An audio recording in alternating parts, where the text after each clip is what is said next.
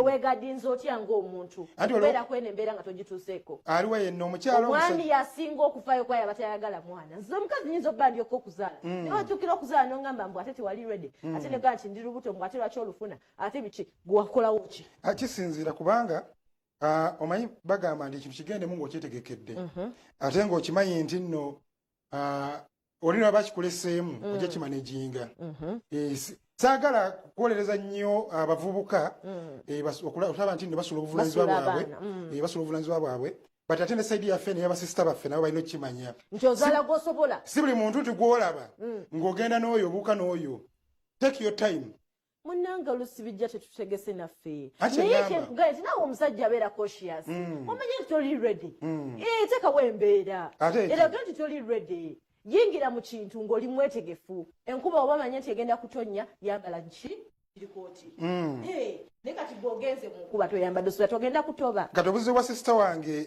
Grace Khan olumu obulwa n'engeri gy'omuwolerezaamu otya kubanga mu kusooka naye manye nti ayize by the Grace nsooka omwebaza muwala muvumu nnyo byonna ebyamutuukako embeera gye yayitamu naddala nga yakazaala ebyali byangu nnyo ng'oggyeko nti ye nga ye obuvunanyizibwa bwe yali yeetisse ng'omuntu n'ebigambo ebyamwogererwa abantu byali bingi nnyo nnyo nnyo nnyo n'embeera naye gye yayitamu buli omu yamukasukira kyamukasukira buli omu n'akasuka n'asobola obiyitamu kakati ne tulowooza nti no Grace ayize aboneredde twali tukyali awo nga bazimba kwataganya nani ne Prince Oma ate kye bataakola buli muntu yenayena ebiseera biri n'abamuyirawo omubiri akaseera kemala ne Prince Oma ate badda kuba ne babakuba bubi nnyo kati buli omu n'asikamu n'agamba nti oya lya Grace Khan kambireke yeraavu kati mwaba mubi wayingira bulavu kati wakomawo essaawa zino ate ng'alajja nang'akaaba awusirika busizi n'ogamba nti Grace wali abagala tosaayo kikyo guma n'ebintu byo bambi kale Grace nze musasirako kuba ekisooka byonna enkwatagana ye ne Prince Oma buli kimu ekyatandikira okutabuka Prince Oma yajja nakaki saakategeera naye omwana yatandikira okwonooneka music omuntu gwe twali tufuna n'afiiraawo buli kimu ekino kye twali tufuna mu Grace ne kifiiraawo nga Prince Oma amaze kujja mu bizibu bye kati amala okujja n'aleka obujulizi era obwakola ki obwasigaza strame eyo ku mutima gwe ne ku bwongo ebintu bya Grace ebivudde wala omanyi y'omu ku bakyala omu ku bawala abonyebonye n'ensonga ekigambo ekyo kiri kyanyukuta nnya LOVE kibonyaabonyeza Grace Khan ku nsi ya Mukameno y'omu ku bemumanyi kubanga nzijjukira kati nampijja bijjukiddemu n'awulira ng'afa ondeetedde obuzibu kwati ate ondeetedde okujja ebimu bye nali nsirikidde ng'ebyanyi mukulu Lutaayi atandika bandi watandika bandi ali kulutinga abaana abo kati balina ennyumba gye bali basulako eri ku Gold Coast ku Kyebusaabala saidize yali beesi yaabwe kati ennyumba yali ya mizigo bajovani bani nga basula eyo bangi kutandika bulamu olutalo nga lujja lutya kati Grace Khan yagwa mukwano ne Giovanni Luzinda Giovanni alina omukyala alina girlfriend yawo olutalo lusituka kakati mukulu tayaga nti bintu bijja soboka na Irene mami ya Irene bakati bijja soboka bakozinga meeting enene bali basoka ne bamugoba bwagoba ndi kubona Grace Khan ati atabula bandi yatabula ko musajja yabatabula bannanki ati bali bafuna complaints nyingi nnyo ku Grace Khan yaga nti lwaki Grace Khan tetumuta kakati bakonsandisitizi ntuyingirawo tutandika tuwolereza nange nayo omubiri Grace Khan neŋŋamba nakubira mami Irene nebagamba ne musonyiwe omwana oyo kyandowooza kye siyetagamu kubuulirira biki ne bakonzinga meeting nene nnyo meeting enzukira mwalimu ne Juanita Kawalya y'omu ku be baleeta okubuulirira baana bawala because yali yekka bandi yalimu abaana bangi nnyo naye nga kavuyo kasuse Barosho Namiiro Shasha Brighton bangi otegera bulungi kakati problem ejja Grace Khan y'ensonga kati babuuza bonna batudde awo bangi bavubuka ne bano ani mayanja babuuza nti kakati ani mukwano gwa Grace Khan bonna ne basirika Jonta Kawalya yabuuza ani mukwano gwa Grace Khan bonna basirika ani bakwatunulako we bati watunula ku Giovanni watunula ku gundi tewali anyega kati bagamba Grace Khan ani mukwano gwa ku bano bonna n'asonga mu Giovanni yasonga mu Giovanni kati Seguya ina kagambo ke yangamba Grace Kanya kala kake kabatabulanga wasonga ku Giovanni ne babulira Grace Kanya kakanaga bamukiriza zeeyo mu bandi kati waddeyo mu bandi tuga takiteredde waita mmeka ngate emisango gikomyewo kati ebintu bya Grace Kanya kyoma kugamba tibizibu kati ebintu byala bibonyabonyeza nnyo kama yamuwa ekitone kati ate kye kimubonya mwana mulungi mu kuyimba ayina eddoboozi ayina talent so yetaga muntu obuzibu asanze obulala nti abantu asinze obungi abazze mu maaso ge nga bazze mu kifaananyi ky'okumuyamba mu promotinga gye biggwera nga musudde mu laavu kati bimutabula biti ate kasite bigatta bibiri batogenda kufunamu walifuna omuntu amaliridde okujja okuyaba Grace Kanya musically manager yekka kati mulimu kumanya nga temulimu nti ngenda kumanajinga n'ebirala just Grace Kanya nkwagala mu studio yimba nja kuteekamu ssente because at the end of the day this is business leta resources zo onaleta talent ye mugatte mukole business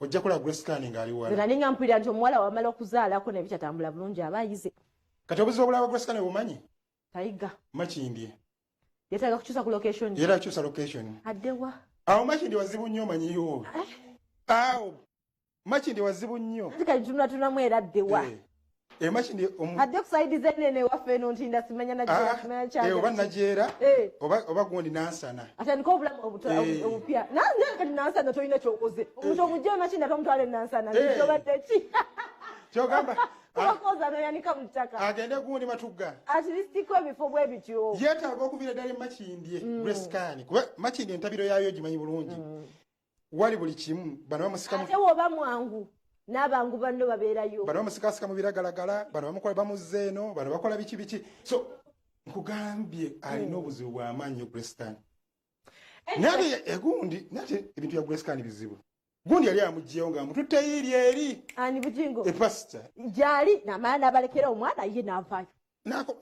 obuzibu bwa Makindye Makindye alekayo yamunyumira yamunyumira nze kati nakuliramu kaawo neŋŋaana ye oba weetaaga okwesetyenga ayina mufuluma Makindye omufuluma bakyatunda obukomo buli yali busimanyi owagundi waliwo bayaya bayitanga omu Makindye nga batunda obukomo ne bagamba buno omuyimbi atandika okambala okubirawo hiti ekizibu kyendina nti nakuliramu bukulizi naye ate ebigenda mu maaso sibimanyi ojja obabuuze Makindye wali era obuyaye bwayo bwonna sibumanyi osanga oli nga yesibya kubanga ndooza muzadde bange bamanya nti ekitundu si kirungi nga bankuma bati webale kuvaayo Makindye navaayo sokotwe Grace Kanya naye nga mbatumira Prince Omari ati negwesiweka ku mugongo ugambe nti ali atya gwesiteeka ku mugongo ugambe nti ali atya twabadde tuli awo nga tulaba ka video ku social media akasatulatinga nga agamba nti nno okuzaalamu omwana omulungi gulwanayo gwe muyina yali nsobi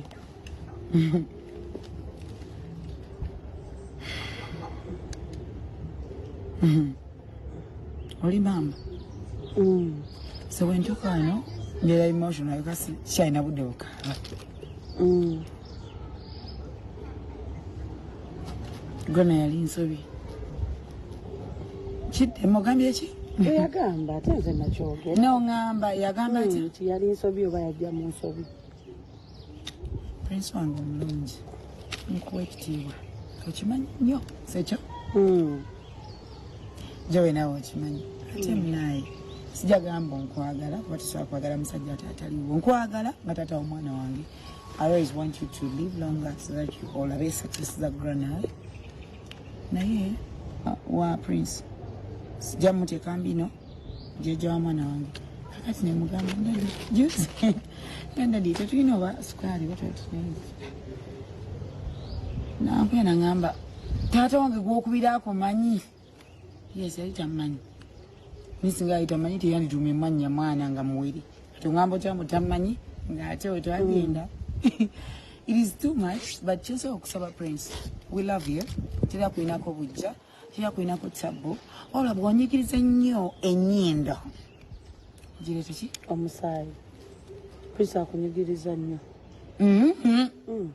tokikuliriza njagala ebintu nga byeviira mu kamwa kange okay bive mu kamwa yes tata wange we love you we want you home and wavuddeyo n'ogamba omwana wange yajja mu nsobi can you imagine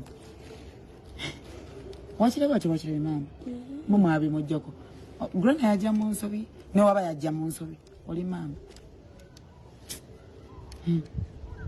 oli maama sekyo omuntu wagaba omwana wo mbu yajja mu nsobi ye abazadde ffe tumanyi omwana yajja atya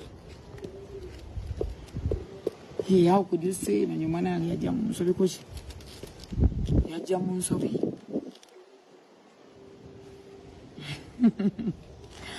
But I love you, Princess. I was about Jolly Rakuba man. Nti watandise okukola simabani akwaga amagezi tata wange badde nsaba munange tukule nandyogedde nnyo naye byokugera sibiraba mbeko byenkubuuza mbuuza tubadde nga tumaze ebbanga tukubuuza ku Prince Omah okuba ng'alabirira omwana oyo ng'otugamba afaayo ekitone kya omwana wange alabirirwa nsaba kutereerana kitogi kyekiganye ndi okay omwana wange alabirwa mukyala Susan Makula Bujingo ne Pastor Bujingo era bagenda n'omutwala ku ssomero paka lwalimala okusoma bamutikkire ola mukyala Makula alabirira nze ne Pastor Prince Omah talina kyayamba singa kiina nandikyogedde tomumanyi very open sikirina naye nali ndowooza nti agumiikiriza nti oba tugumiikiriza ffenna oba no naye nekyala mukulu Omah like aleme okulaba mama wange ngaayagala ne taata oba baagala okutwala omwana waabwe ekyo omwana wange era awo waka wange kwatawo video ewaka wange omwana wange wabeera asa video kati agenda n'alaba ngaoba omwana bamamu tutte bagenda oba kukola ki ugeti bamututneo amala nadde ewange ate nange ana bingi byakugeramu awo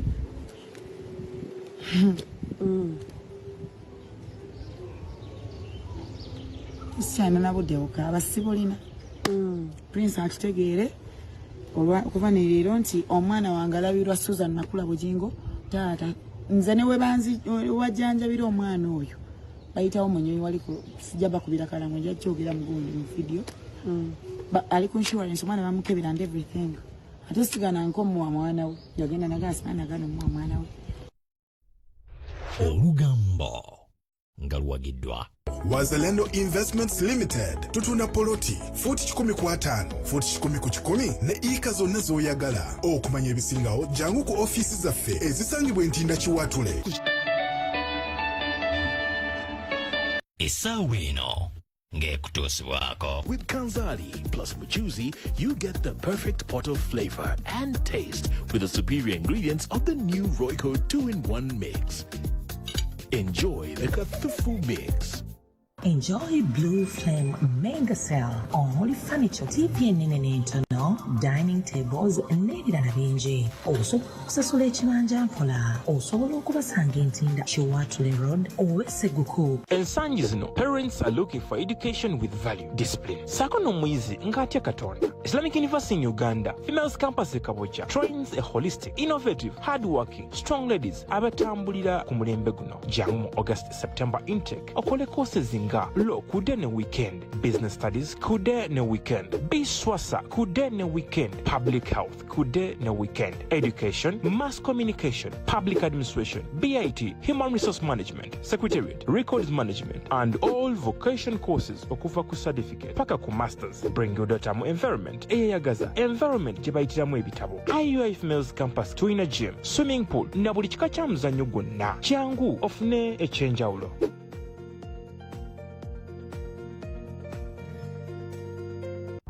ForteBet Lunchtime Sport. Every Friday, don't miss the most attractive match of this weekend. Interesting tips, advice, and recommendations. Let yourself be inspired by the largest betting community. Be part of them. ForteBet. Play for billions now. Lelo.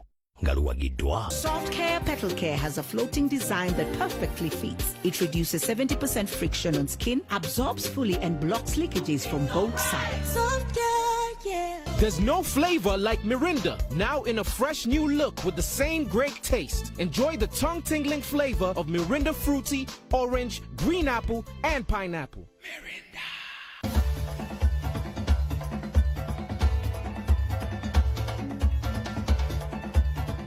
Lelo ngaluwagiddwa. Nekakasa nti Sunlight 2-in-1 sabuni ow'obuwunga atukuza engoye zange n'aziwa akawawa k'omutindo.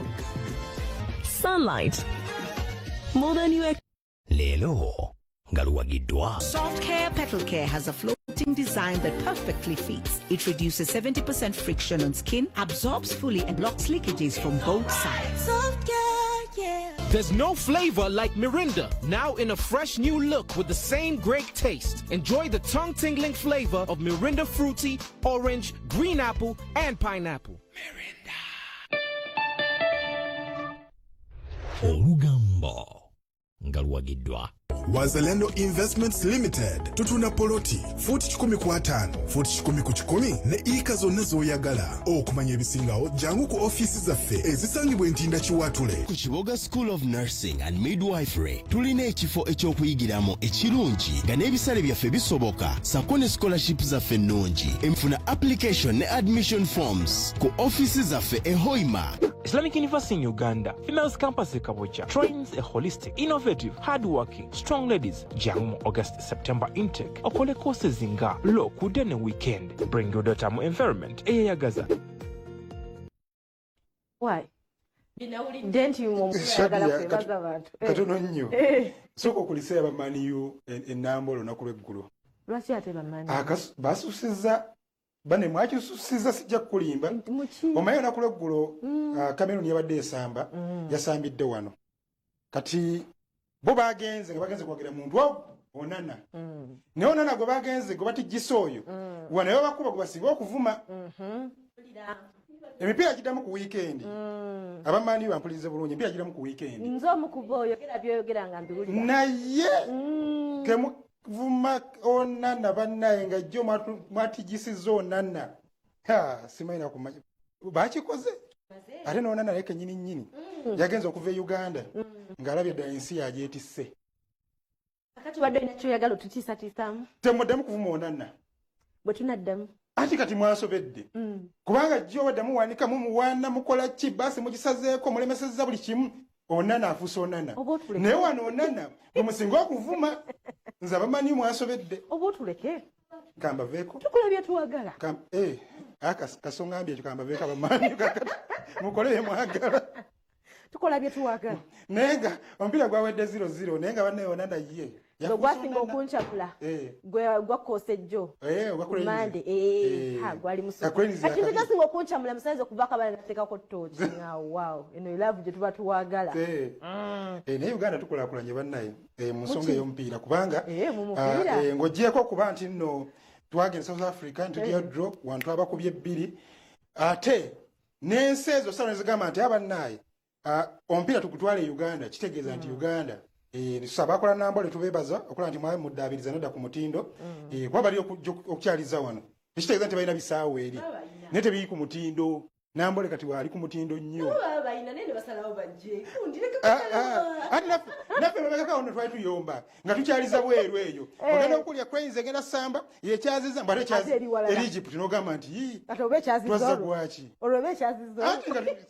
kakati nenga Onsoko nyumize. Mbugura byagala kwebaza abantu. Mubunje nnyo mwe bajja. Byaddala obasudiya. No why? Kakati eyo simbanyi ayinza okukabirayo. Gange gravity. Ne omutuufu yebaze. Lwaki weerumya omutwe? Noba ofunye abatono ne baba babiri. Okola ng'omukwano. Amini okola ng'omukolo. Noyita abantu ne babazze babiri. Webaza babiri abo. Tekokole press conference. Webaza babiri abo. Alina okuba buli ekisooka webitambudde. Ekyokubiri ababuli ekyazzaako. Ekyokusatu suubirayo okwanukula abantu nga babbalamu n'abalabona bonna. Kwaka naye kati ajjudde. Naye atuyambe tavuma takaaba. Baamulabudde. Tovuma tokaaba. Siima busiimi. Kubanga mu nsi eno buli muntu amwetaaga. Ate yiga. Ate njagala okumuwulira nga yeebaza ku bantu nga Mickey Wine, ate amwebaze amwebaze ani Mickey Wine kumutwalako ba n'osiima n'ogamba nti muganda wange nali nsuubira tojja kikola webale butannumba nga nkulumbye naye nkwebaza okuba nti nno wakikoze engalavu egenda mu maaso Mickey yamwebaza kyobola era Mickey omubuuza nti show ya Gravity yagenze nti akuddamu eki agakyatambudde bulungi nnyo so wekiba naawe Gravity kyolina okukola ogamba nti Mickey mwebalizaako bonna abazze ne bamuwagira nange mbegasseeko mwebali kuwagira Mickey eyo kumpi ne gyasula lwaki sijategeka eki anti yali amanyi watono n'agenda wanene Mickey Wine agamba ki Mickey Wine yamwebaza bwebaza n'amugamba ki munnange hip hop si haya Bangabi ali mu celebration atakola ki by the way this is the comeback to Mickey Wine comeback y'amaanyi nnyo amaze ebbanga ayimba naye nga bamulabira awo okitegeera waliwo omuyimbi oyinza okuyita mediocre artist abayimbi tebagala bintu bino wammanga omuyimbi tayagala muyita nti yagwa oba upcoming wakire gamba nti batambulira awo batyo so final okujja n'akola concert eyo yabadde statement eraga nti nno kati naye agenze waggulu asajja kudde because wasooka okuyimba ebbanga lyonna noyimba naye nga bakulabira awo kati booking za Mickey Wine zigenda kweyongera booking zigenda kweyongera ekyokubiri naye kanyininyini yafunye amaanyi agasinziira so n'ebirala bingi nnyo naye nga ne Gravity saagala gwemu maanyi ebituwa bityo bibaawo mu bulamu oli omuyita omutujju bibaawo mu bulamu tubeera bwe tuti leero oyamuka ekyokkirira kati olina kwezigula bwezuzi nti ensobi yange eriruddawa nti erezeewa okubeera nga neesigaliza ku mutindo naye besides that Gravity nze mwagala Gravity mpambanyi yava mu ghetto wali eri mpambanyi eyo tagwamu suubi lwaki tetulaba ku Mickey nga yeebaza Gravity nga amukulisa ekibiina sooka omutuwe Dennis mutuzanyire kiri kitya nze ndi kiriya konzi bro pleasure is all mine ndi wano ngamba kati ndi na mulod simanyi oba abantu bakitegedde yenze yemmwe bali bebayogerako nti muliwulira abaana nga si ba bulijjo abasigula akatijjo kati mwabasigudde akatijjo munnanga yasife twakuye bukubi ndongo abantu ne banyumirwa kyabadde kitya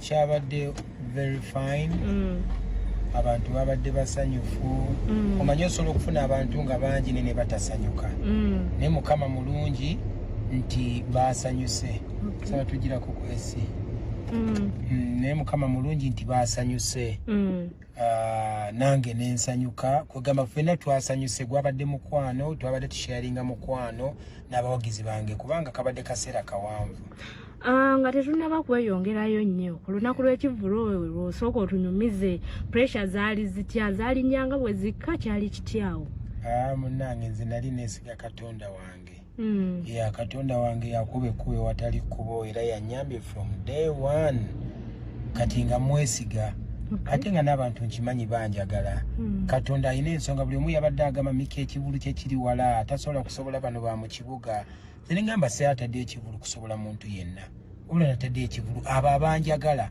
newema ntadde eggulu bajja kutindiga olugendo bakoleki bajje eggulu so mukama kumbe mukama ayagala kwolesa maanyi ge ebivulu mu tawuni mwawadde ebivulu nga 7 ng'ate nze ndi wala kakati definitely esaawa bwe zaatuuse nga ziizo abantu bali kubanga baluddewo tukkiriza okutandika okukola ne bagamba olaba ebiri mu kibuga biri bwe biti kati olwo ekiri mayiro 10 okuva mu kibuga kumbe katonda agamba ekibuzizza ab'omu kibuga kibatwala eri wabweru wa kibuga abantu abasinga baba bategeka ebivulu bafuna pressure beeraliikirira baba n'okutya kungi naddala nga ziweze essaawa emu ewo kyali kitya saawa emu ndowooza abantu be basingira okujja mu bungi zagenda okuwera 2 nga kyakutte dda munno wamulabyeko ko walabye ekyamutuuseeko bagamba gwe buzibu nze buzibu ki gwe waba omuleetedde lugogo yonna nga nkalu kisesa kama nsaasire n'ebyembi bisekerwa naye sina gwe njagaliza kibinze sina gwe nzikakkanya sina gwe neewaanirako wabula nnakwewaana n'abawagizi bange kubanga be bambeereddewo so buli omu yabadde n'abawagizi be tewali muntu kivulugwe kyasaze wabula buli omu yabadde n'abawagizi be abo abamwagala kyogamba be yafunye be baaba be ya buli omu be yafunye be baaba be Gravity abadde akubanga najjuza anti saagala kugenda nnyo ku gundi ku saidi eyo kubanga teyabadde y'omu naye sometimes anti oyinza okubeera nga waliwo abawagizi ba munno oluusi abakuwagidde b'oyina nga naye nga bw'ajja nga bwe bagamba nannyini kakomo bw'ateekawo omukono nannyini kakomo bw'aba atuuse omukono oteekawo buteesi n'akakola ki n'akatwala so kakati wabeerawo abawagizi ab'okumumwa ne wabeerawo abawagizi ab'omu bwongo ne wabeerawo n'abawagizi b'okumutima nze nfuba nnyo okukola abawagizi b'okumutima nti anytime when I'm ready webali okumpagira n'okusharinga omukwano olinga agamba nti nno abawagizi abo wali wabamwazikamu era ababo wabajjeeyo simanyi sijja kitwala bwe ntyo naye abange bazze n'aba abalala abategese nabo ne bajja embeera eno gye yatuuseeko nga muyimbi muno oyinza mugumya otya kubanga sente nyingi ezaayononekeddeawo promote omu gwe njogedde naye agambye Lugogo eri mu miliyoni 3 ng'ogasseeko ne saawundi what sente nyingi nnyo naye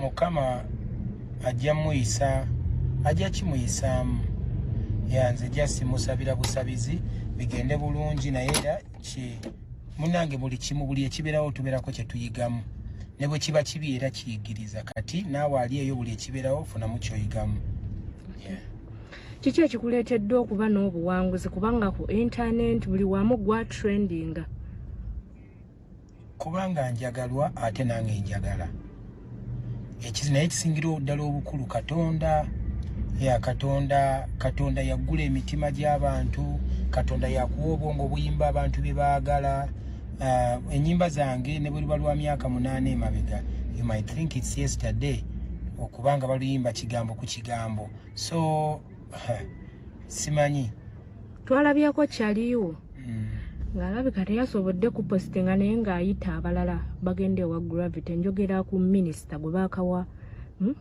bwa minisita Edikenzo Omusuuza naye kyeyasazeewo okukola tuli bantu bakulu tukula ate ne tukuzibwa osegeera najjako emabega ku one of my interviews ne mbagamba buli omu abeera nekyayagaliza munne nti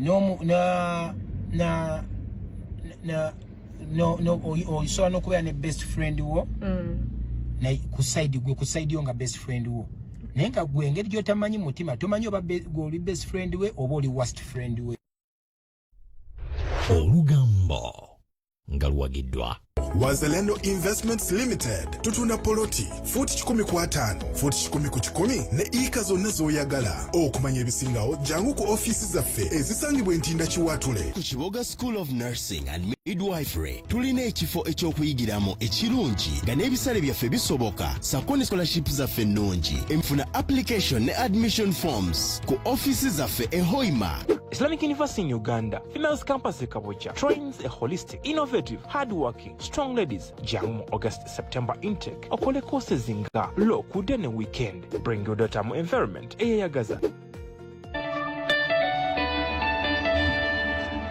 Nze Asule Mohammed Vira Nsanji pangudde piki bajaji boxer nange ngenda kutambula nga ntuddeko ate nga sikwatibwa jam buli amanyi nti nno abadde akyebuusabuusaamu jangu ku Airtel Vurumbula amaja ne Airtel Money. Kozesa Airtel Money osobola okuwangula emmotoka kapyata Airtel RAV4 Hybrid. Boda bodas, kavuwa sente, n'ebirabo ebirala nfaafa. Airtel Money nyangu ya buliwo tekugirwa nsalo. Unobeti akutusako omize ojizi festival kavumba nkromkagaza biri September.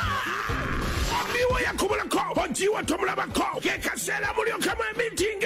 Ati siteji zigenda kuwera 5. emu y'abayimbi ennaku y'abakomedians ennaku y'abatiktokers endala y'abinyanyanyanya siteegi eyokuna ya skulu kwayazi nakubiri nga tuli mu binyanyanyanya disiko zigenda kubeera nnya okuyingira mutwalo gumu vip emitwalo 5 emmeeza ya miliyoni 2 buli mwana wa mutwalo emisana ate ekiro by'abakulu nabo ba mutwalo ebyokuzanyisa by'abaana byonna bya bwereere tugenda kuba n'ennyonyi egenda okusomba abantu olw'ekinyanyanyanya ekiro kitabuka abamedi motos bataddewo ali akawuno yakuwangula ekyuma kya jeje sounds tugenda gababasereza 5-3 Sky Benz agenda kutwala abantu ebweru bino bino biwagiddwa nebitegekebwa Bruno Betty.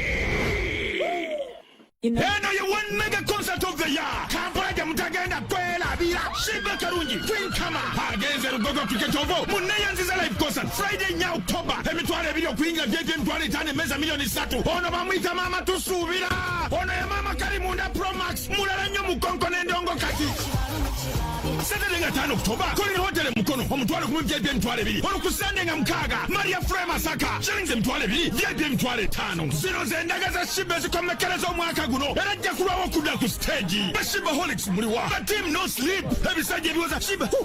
Obuwala bw'engoye zitusiiwa. Twambala distress. Enkola ya Lakizale. Obuwero yambala kamu ku kamu. Muliwa.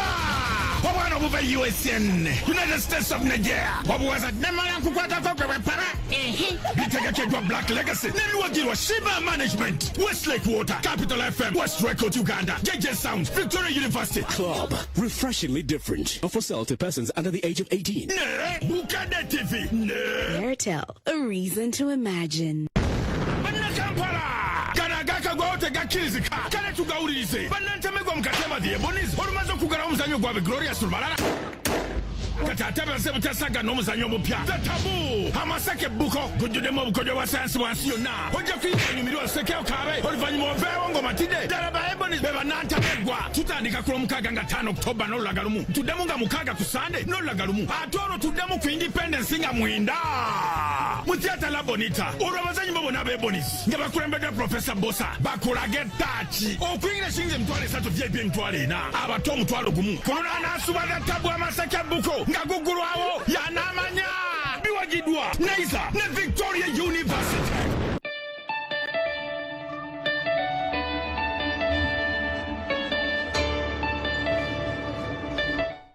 Ekyenkya kikutuusiddwako. Get your Nala instant noodles today for a quick, tasty meal. Available in shops and supermarkets countrywide. Nala instant noodles. Boil, season, stir, and enjoy.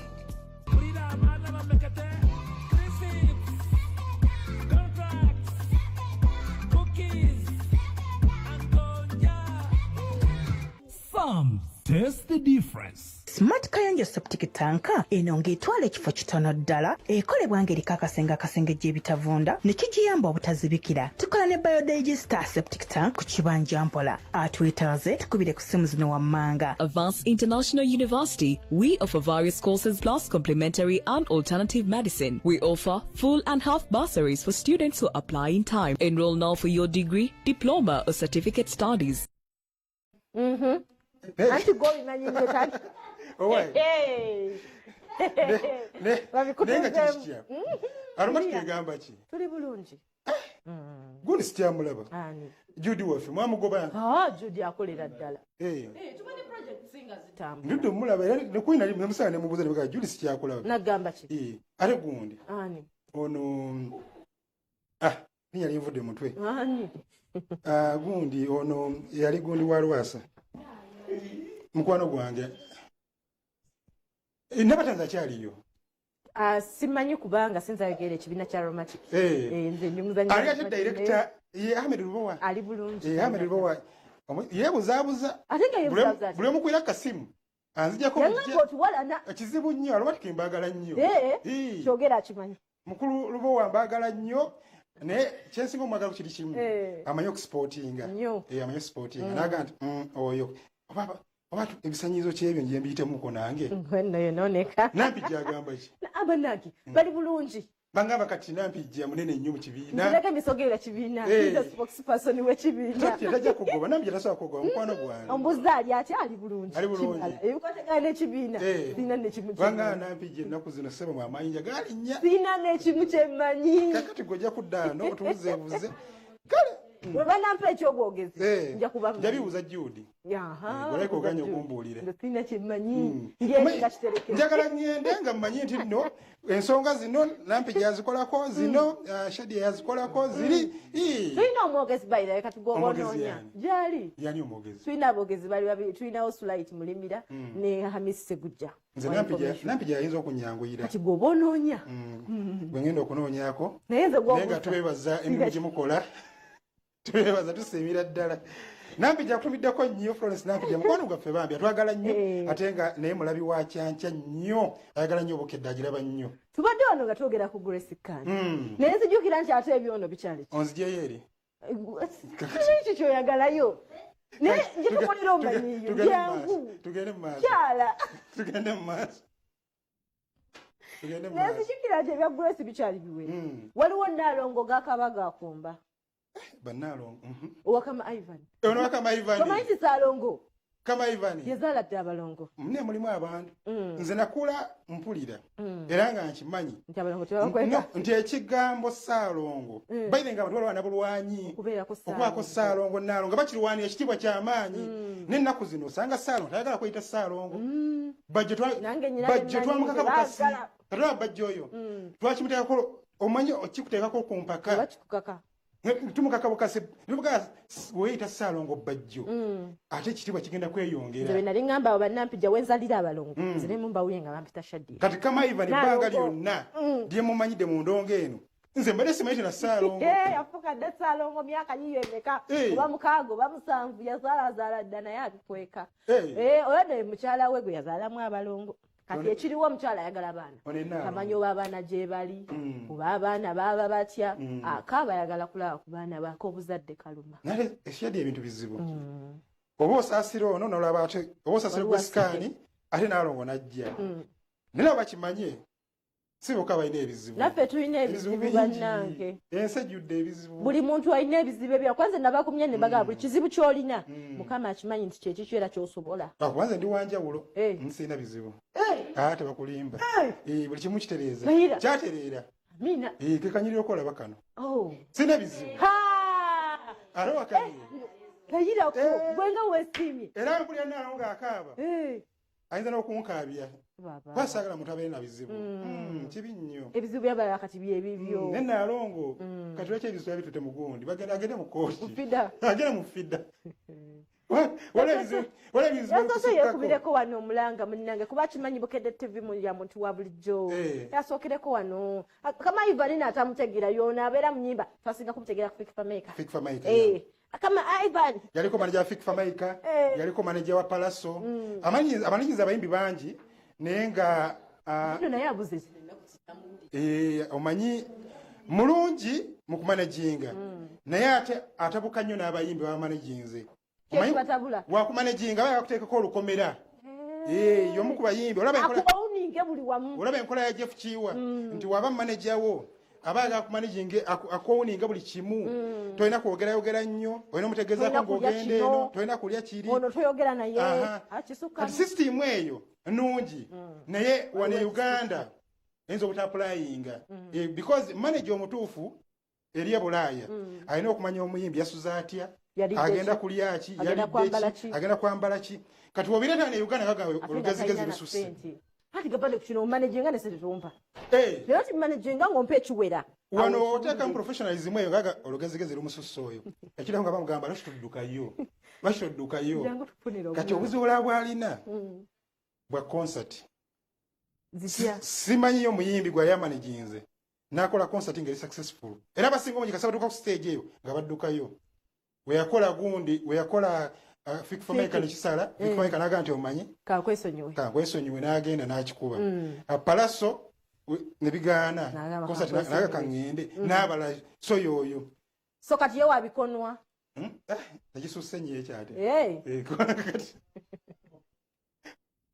history y'ekigambo ekyo naye nga tunava ku mulamo guli eri Naalongo alajana agamba nti abaana amaze emyaka ng'ebiri amaze omwaka yagambye mwaka nga tabalabako tabawuliza batwala gwali kujjukuju so ayagala kola ku baana be Fikfa Maker asole gundi kama Ivan kyangu nnyo kino teeka out time table holiday eno bagende bawumulire wa mami holiday eno babere wa daddy mu kusoma basobola bakwatagane mami alabe ku baana ne daddy alabe ku baana nga bintu bitambula omanyi zino nsonga ziba ntono nnyo baba yafuna omukazi omulamba tajjanga wano anti omukyala yamuvinga on n'omusajja yamuvinga on kibalina ekibagatta baana kati balina okukola kyangu nnyo omanyi zino ziba nsonga ntono nnyo naye abantu bazifuula ennene nnyo kyedi yabulirira abantu abo nze kyemmanyi ku muntu ng'okyasobola okunyigira omuntu olwokuba wamuzaalamu aba bakyaliwo laavu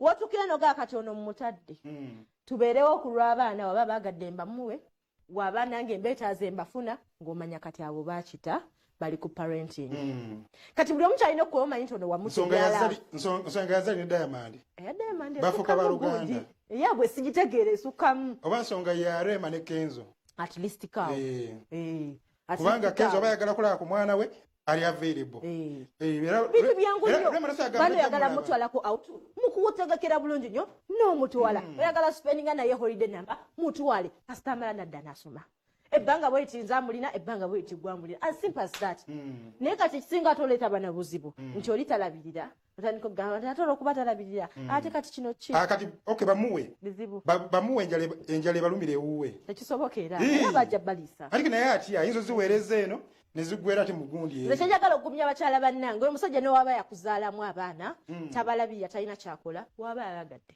muwe tomukubira na simu mujjukiza ye takimanyi nti yazaala ku myaka gy'aba yazaalirako takimanyi nti alina we yateeka abaana tomukubira muleke kuza baana bo baba bagadde muwa omusaayi gwe bamulabeko bakulaba n'abaana ne bamanya ekituufu nti wabakakangayo naye teri mulamwa sako tuwe Naalongo senga nze ne kama Ivan tulina abalongo like Saalongo nze Naalongo tuzaala like mukama tuwezadde eryo nga 2018 2018 yafuukira Saalongo nange nenfuuka Naalongo kati ate nze ne Ivan tebyaliwo nti byali biwanvu nnyo nti byawangaala naye the time we separated nga already ndi pregnant kwanzirikira ne bwe namanya nti ndi lubuto nali maze okwawukana naye nga tukyayogera nemukubira essimu nemugamba sebo gye baleko ngamba kyakiriwo kintu nemugamba manyi I think I'm pregnant. Nangamba, you think means you're not sure. Namugamba, embeera gye mpulira. Eraga nti ndi lubuto. Nangamba, kati lwani ne mubuuza tosinga siriro sandi kukubidde. Naye mba nkubidde kitegeeza ki? Lulo. Nangamba, okay. Kankusindika omusawo wange ogende okunfaaminge. Nansindika ow'omuntu we ali akusala malooti. Genda mwogera nankebera era namugamba netukakasa nti ndi lubuto nangamba what is next kati nemugamba nze I'm going to keep my baby nangamba yes kale ojja kuba ombuulira ate ekyababirako kubanga mwawukana kati ebiseera ebisinga olaba omusajja takugamba ndowooza abeerako naawe oba naatuka n'akowa n'agamba kankyuse nfuna omulala simanyi naye naliko naye ekiseera nkituuka nze mukube ndabanga naye ng'akuba essimu agamba oli ludda wandi wano biki biki kanzija nkupikinga ebintu ng'ebyo kati ogenda kulaba muntu nga takyakukubira ate nga nange essaawa mulemerako nnyo ng'akikiriza kubanga yampanga n'obuyambi mpola mpola yes kuba nali nkola tukeseera nga olubuto luntawanya nnyo nemugamba nze sikyakola olina okubanga ompa ssente ezindabirira nga mpa naye ebiseera byatuuka yali ampa obuyambi bulungi n'atandika obumpa nga wakumunoonya kati gwe ki kyoyagala essaawa zino ensaawa zino ensonga lwaki navuddeyo mu kamera kiwenjogerera wano abaana balina emyaka 6 kati mwaka gumu myaka 2 myaka 3 ewo wona ebbanga libadde lyakusika muguwa ng'osika naye omuguwa wuuyo ku poliisi wuuyo bikoze bitya ebyo kati ekiseera kyatuuka nagamba abaana be bavuddemu nga gwobadde nabo naye nga wano abadde endabirira kukulabirira ng'ogoba mugobe natuka ekiseera nagamba mbu abaana kati bavuddemu nfumbiddwa amaze okufumbirwa nfunye olubuto nafumbirwa n'abaana bange nfunye olubuto neŋŋamba manyi ate nga bato nafuna olubuto nga bano abalongo bato nembesera nga sikyabafaako like sikyabawa care kati nga nina obajja ku mabeere ate abaana tosaba bajja ku mabeere ng'oli nabo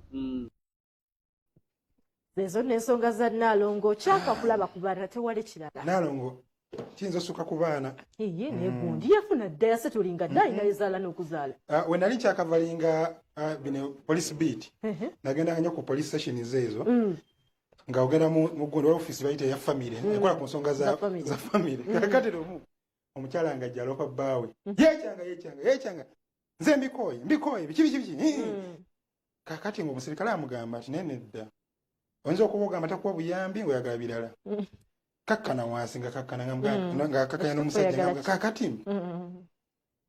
tubawemu wiiki mugende mubeereko mwembi mukyala yasobola okugamba nti kyenjagalira ddala ekyo naye nga yajjidde ku nsonga ndala nnyo kakati ne Nalongo tomanya Nalongo kati ebbanga lye ayinza obba yakitanga ayagala baana naye laavu yo ina amaanyi gayo n'okulyamu awo nti kama Ivan yazifunye naga nti tajazireka sisuubira mutima gwa buzadde mwaka mulamba guba munene nga tolaba ku baana naye nga kama Ivan abaana abaweeyo Nalongo abalabeko kyangunye ekyo kyangusi bukwata emutebbo nga ndijo bwe yagambye n'omanya nti kunaku zwezi agenda kubeerako nabo n'abazza ate kasita ebeeramu entegeragana bitambula bulungi n'okusinga nga byakusika muguwa tulina omugole waffe Bruno Betty omukyawe waffe bayite Kavumba ajja balaga nno mujja kakasa agenda balaga abanyashi tabavaako ne bamuleetera ebizibu bitya abata oli obaana ate nga mwetegefu Kavumba wagenda okujja omukyalo omulala olejja kulowooza nti nno yali asinga naye baaba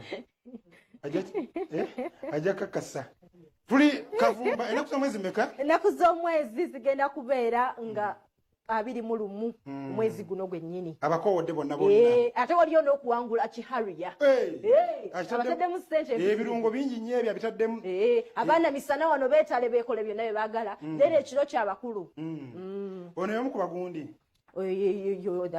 atunda amamotoka bavugirizi nange kigambo nga kiralamu abavugizi bateekamu ssente kigambo nga kirala mukizo ntolowooza nti oyagadde tegeeza pikirere omuvugiriza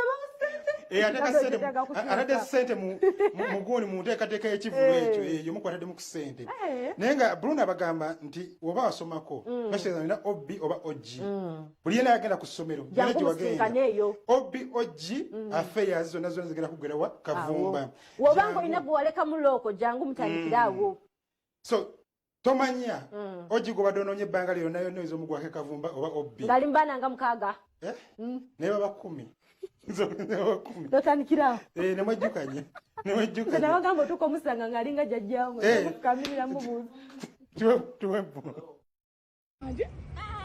CEO Kavumba wa Kuvumba Kavumba will ask water. What? Water. I will ask you water. Abiri muri mutugenda Kavumba ndi ne mamereste manikazi tuli wano wenyine Karungi Motors nakumezana kubanga abiri mulumu fena tugenda Kavumba ofa bagitaddewo abagana banasika ogula tebo paradise ebyomo gye bigenda okuggwera mukyekiri ate ne bono Karungi Motors n'ogamba nabadde mu kivulo bwe nakatiketi motoka bakusalira keera najja mu Karungi Motors nga tuvudde Kavumba enkeera ngabiri mu bbiri jangu bufuna tikiti yo sigaza kakopi ojja kulaba kye nakolera wano Reste ngonyize